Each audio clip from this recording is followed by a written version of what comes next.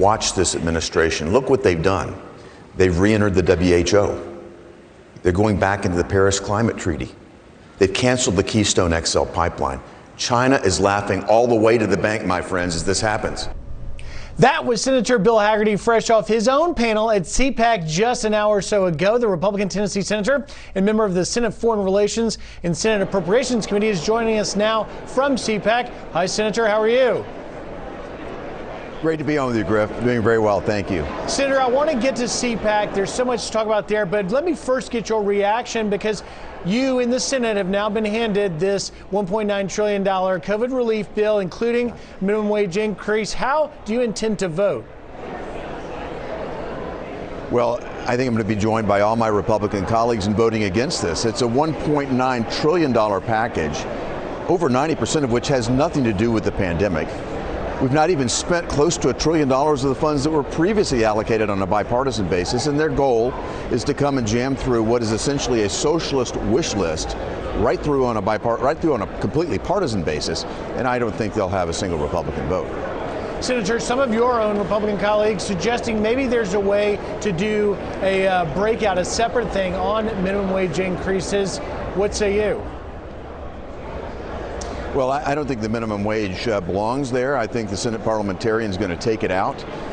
What the minimum wage increase does is it puts states like mine, Tennessee, at a disadvantage. We've got a great workforce.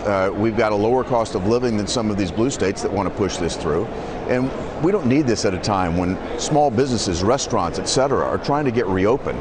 We're just putting more and more burdens on the backs of the small companies that are the engine of economic growth. I want to see our economy recover again, and this package should be focused on putting shots in people's arms, getting our kids back in school and getting our parents back to work. And just one last question on that. So is it your expectation then that the Senate will strip the minimum wage increase, send it back to the House, and there they'll have to decide whether they'll approve that or else there's further delay? Yeah, that's my expectation. I think that's how it will unfold. All right, let's talk about Cpac. You are there. We took a little bit of what you had to say on that panel. What's your message to the conservatives? Well, the energy here, Griff, is just overwhelming, and they're looking forward to having President Trump here tomorrow. What we talked about on our panel was the great blue-collar surge that occurred with our economy when President Trump came into office. He stood up for the American worker. Our trade policies that we talked about today were singled out by President Trump as one of the key means to get reciprocal terms and get American workers back to work. We created over 500,000 manufacturing jobs under President Trump's first term. And I want to see us continue to push those American values forward. America First has worked for America. It needs to continue to work for America.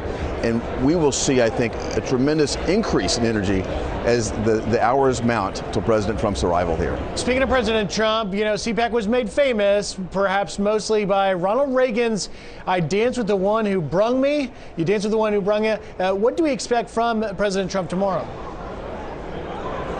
I think you're going to see a tremendous speech where he has the opportunity to contrast the programs that he put in place from 2017 forward.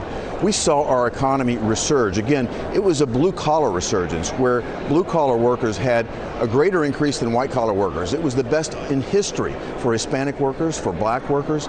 I think what you'll see is a real contrast between the economy and the opportunity that President Trump made possible for America and the policies that President Biden is putting in place right now. President Biden's policies are making us weaker every day. Think about the Keystone XL pipeline. We have become energy independent under President Trump. Strong for our economy, strong for our national security. What Biden is doing is blocking the Keystone pipeline, blocking drilling on federal lands. What does that do? It makes us less energy independent. It puts us again at the whim of other countries that don't have our best interests at heart. And where does that oil go from Canada? Now it's going to go at a discounted basis to China. China is laughing all the way to the bank on this and so many other policies. All right, Senator Bill Hagerty from Cpac. Thank you for your time, sir.